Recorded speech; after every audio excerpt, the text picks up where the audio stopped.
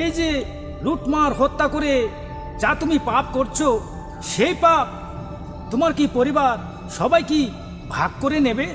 তারা কি তোমার পাপের ভাগী হবে? তারা তোমার পাপের ভাগ কখনোই নেবে না। বিশ্বাস যদি না করো, এখনই গিয়ে জিজ্ঞেস করে এসো। চুরি ডাকাতি করা এ তো তোর কাজ। কে বলেছে তোকে এত পাপ হয়? একটা সময় ছিল যখন পৃথিবীর বুকে ছিল এক গভীর ঘন অন্ধকার জঙ্গল। সূর্যের আলো পুরোপুরি ঢুকতে পারত না সেই জঙ্গলের ভিতরে। গাছগুলো এত উঁচু, এত ঘন, যেন আকাশটাকে ঢেকে রেখেছে।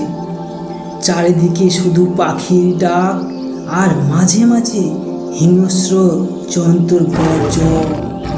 লোকজন এই জঙ্গলের নাম শুনলেই ভয় পেত, কারণ এখানে থাকতো এক ভয়ঙ্কর দস্যু। তার নাম ছিল রত্নাকর।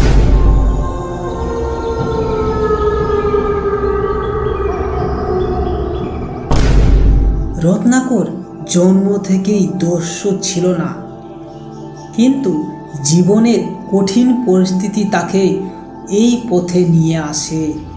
সে ছেলেবেলা থেকে দারিদ্র্যের মধ্যে বড় হয়। পেটের দায়ে পরিবারের জন্য সে ধীরে ধীরে হয়ে ওঠে এক নিষ্ঠুর কুখ্যাত ডাকাত। তার হাতে ছিল ধারালো অস্ত্র এবং চোখে কোনো তার দয়া, মায়া, মমতা বলে কোনো জিনিস ছিল না। যেই এই জঙ্গলের পথ দিয়ে যেত, সে আর বাঁচত না। মানুষ বলতো রত্নাকরের এলাকা মানেই মৃত্যু। একদিন দুজন পথিক সেই জঙ্গলের মধ্যে দিয়ে যাচ্ছিল। তারা জানতো না সামনে কি ভয়ঙ্কর বিপদ অপেক্ষা করছে। হঠাৎ ঝোপের আড়াল থেকে বেরিয়ে এলো দস্যু রত্নাকর এক ভয়ঙ্কর হাসির মাধ্যমে।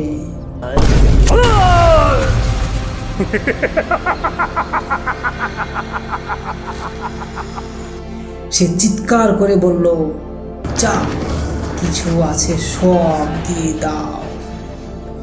তখন ভয়ে কাঁপতে লাগলো সেই পথিক দুজন। তাদের চোখে মুখে কোনো কথা নেই। রত্নাকর তাদের সব কিছু কেড়ে নিল জোর করে। এক বিন্দু দয়া মায়া তার মধ্যে নেই। তুই আমাকে কিছুই দিবি না?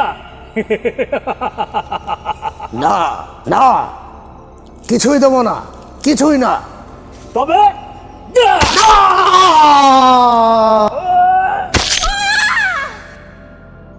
কিন্তু একদিন একই পথে এলেন এক মহামানব। তিনি ছিলেন দেবর্ষি নারদ। তার হাতে ছিল বীণা, মুখে প্রশান্তির হাসি, আর চোখে ছিল অদ্ভুত এক প্রশান্তি, যেন তিনি ভয়কে চেনেন না। দস্যু রত্নাকর আবার একইভাবে আগের মতোই সামনে এসে দাঁড়ালো।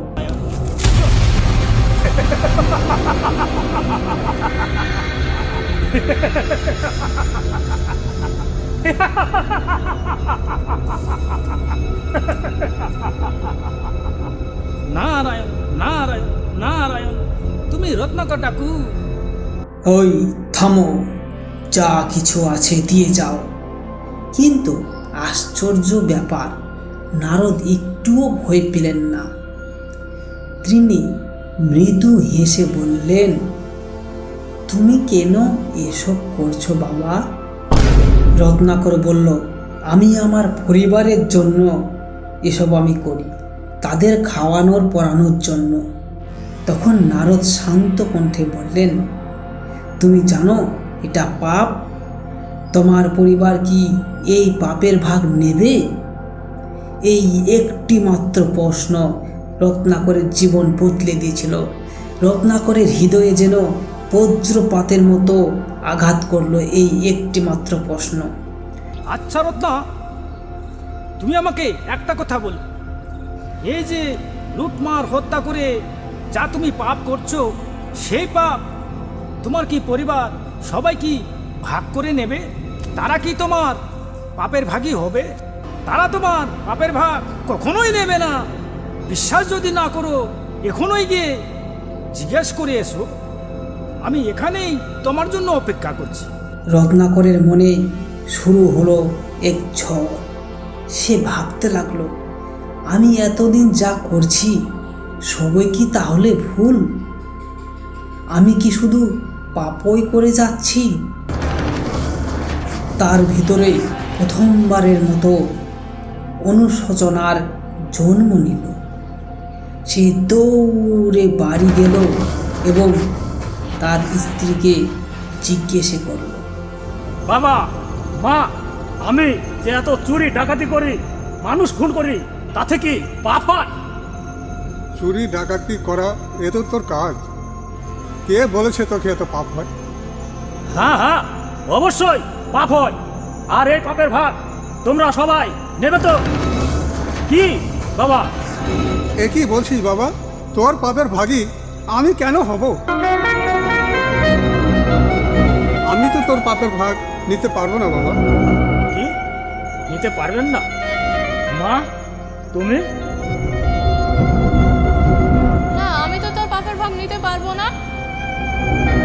কি বললে মা? তুমিও নিতে পারবে না? জয়ন্তী, তুই? আমাদের খুশি করা তোমার কাজ, দুঃখী করা না। তোমার কর্ম দ্বারা যে পাপ হবে তার প্রায়শ্চিত্ত তোমাকেই করতে হবে। তোমার পাপের ভাগ আমরা নিতে পারবো না।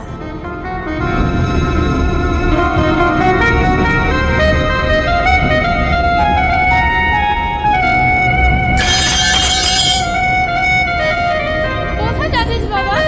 কোথায় যাচ্ছিস? তারপর রত্নাকর তার সন্তানদের জিজ্ঞেস করলো এবং তারাও সেই একইভাবে তার পিতাকে বললেন, আমরা কেন পাপের ভাগ নেব? একইভাবে রত্নাকর তার পিতা মাতা সকলকে জিজ্ঞেস করলেন। সকলে একই কথা বলল। এই কথাগুলো শুনে রত্নাকরের হৃদয় ভেঙে চুরমার হয়ে গেল। সে আবার দৌড়তে দৌড়তে ফিরে এলো ওই নারদ মুনির কাছে। তার চোখে জল, মুখে অনুশোচনা, এবং সে এই অশ্রু ভরা চোখে সে নারদ মুনিকে বললেন, আমাকে পথ দেখান, আমি বদলাতে চাই, আমি পরিবর্তন হতে চাই, আমি এই দস্যুবৃত্তি ছেড়ে দিতে চাই।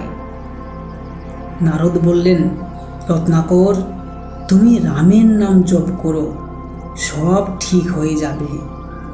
কিন্তু রত্নাকর বললেন, রাম তো বলতে আমি পারি না। রাম বলতে পারে না সে। তখন নারদ বললেন, তুমি এক কাজ করো রত্নাকর, এই গাছের তলায় বসো, দিয়ে বলো মরা মরা মরা, এইভাবে তুমি বলতে থাকো। মরা মরা না, রাম রাম রাম, মরা মরা, রাম রাম রাম রাম। এভাবেই তুমি নাম জপতে থাকো যতক্ষণ না তোমার কাছে ভগবান আসে। রাম রাম, না না, মরা রাম। রত্নাকর তার কথা শুনে সে গাছের তলায় বসে জপ করতে লাগলো, মরা মরা মরা, এবং সে গভীর ধ্যানে নীল হয়ে গেলেন। এভাবে আস্তে আস্তে মরা মরা থেকে তার রাম নামে পরিবর্তন হলো। এবং বছরের পর বছর কেটে গেল, মাসের পর মাস কেটে গেল, আর সে নড়ল না। তার শরীর ঢেকে গেল ধুলো, মাটি আর পিঁপড়ার বাসা দিয়ে।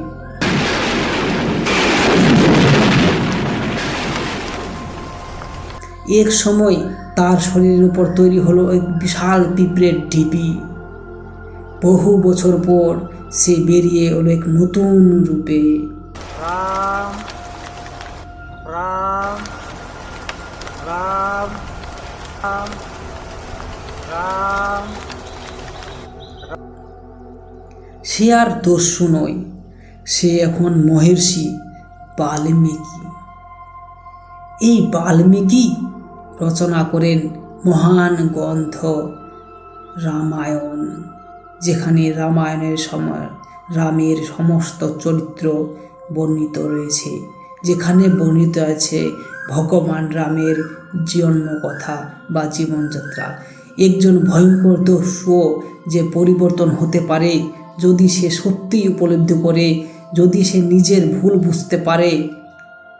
রত্নাকর থেকে বাল্মীকি হতে পারে, এটাই প্রমাণ মানুষ চাইলে জীবনকে বদলাতে অবশ্যই পারে। আজকের এই ভিডিও এই পর্যন্ত। ভালো থাকবেন, সুস্থ থাকবেন, ধন্যবাদ।